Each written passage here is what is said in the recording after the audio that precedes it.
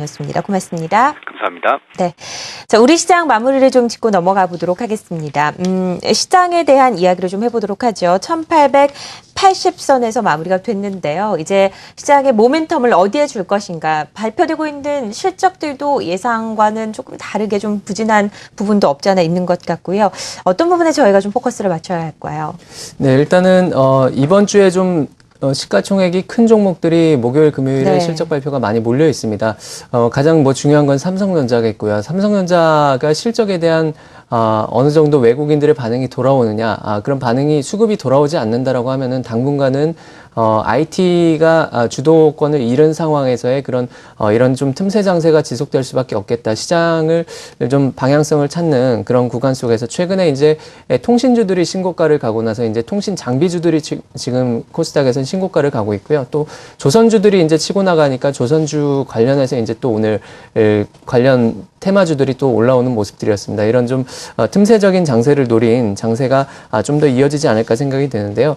잠깐 차트를 보여드릴 텐데 네. 지난주에도 좀 말씀을 드린 것 같은데 WTI 현물 지수가 파란색입니다. 지금 7월 달만 들어서 10%가 넘게 뛰고 있습니다. 물론 이제 미국 내 일시적인 상황이기 때문에 단기 상승으로 그칠 것이다라는 의견들이 좀 많긴 한데 여기 보시면 코스피가 빨간색인데 코스피보다 화학과 조선운송이 조금 더 상승 탄력이 훨씬 강화되고 있는 것들을 보실 수 있을 것 같습니다. 최근에 지난주까지 시장을 좀 주도했었던 2차 전지 테마도 그렇고 전기차 이런 테마들도 그렇고 결국에는 태양광부터 시작해서 또 풍력까지도 지금 순환매가 조금씩 돌고 있는데요. 조선주들의 강세 배경도 결국에는 이제 유가가 상승을 하면서 신재생에너지, 해양 플랜트나 이런 쪽에 대한 그런 수요들이 늘어날 것이다. 이런 것들이 투자 심리에 지금 바탕에 깔려 있고요. 화학 업종 같은 경우도 마찬가지입니다. 그래서 유가가 이렇게 쉽게 꺾이지 않는다라고 하면은 신재생 에너지 관련주들에 대한 단기 순환매를 좀 노려보면서 단기 트레이딩으로는 좀 삼아볼 수 있겠다라는 생각이 들고요.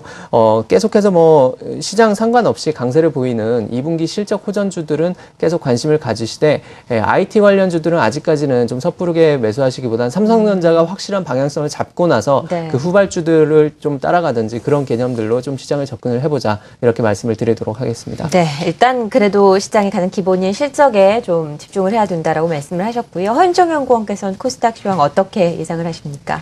네, 오늘 제가 코스닥 시장의 시황을 정리를 해드리면서 가장 많이 말씀을 드렸었던 것이 장중 수급에 따라서 굉장히 쉽게 밀리고 쉽게 오른다라는 점이었습니다.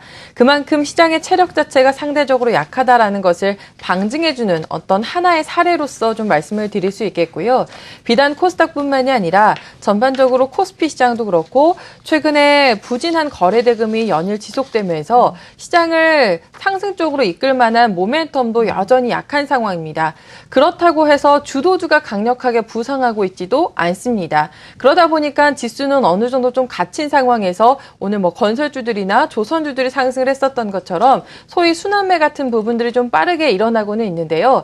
하지만 이번 주부터 이제 본격적인 어닝 시즌이 시작을 하게 됩니다. 특히 이번 주에는 LG전자나 삼성전자, SK하이닉스처럼 IT와 관련돼서의 굵직한 대기업들의 실적 발표도 예정되어 있고 현대차 그룹처럼 또 자동차의 어떤 핵심적인 상징적인 역할이라고 볼 수 있는 이들 업체들의 실적 발표도 함께 예정이 되어 있습니다. 그래서 실적을 놓고 이 대표적인 기업들의 실적에 따라서 관련된 식구들의 소위 중소형주와 관련돼서도 다소간의 변동성이 좀 불가피할 수 있음에 대해서는 이번 한 주 좀 유의가 필요하지 않을까라는 생각이 들고요.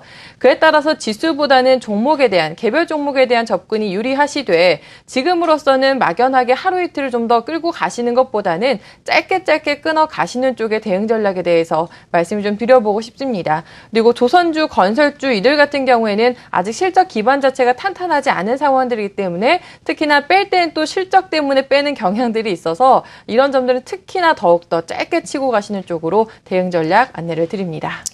거래량도 그리고 주도주도 없는 이 동력이 없는 상황에서 앞으로의 우리가 어디에 좀 집중을 해야 될지 팁을 주셨습니다. 하나대투증권 멘토스 장혁진 연구원, 한국투자증권 이프랜드웨어의 허윤정 연구원과 함께했습니다.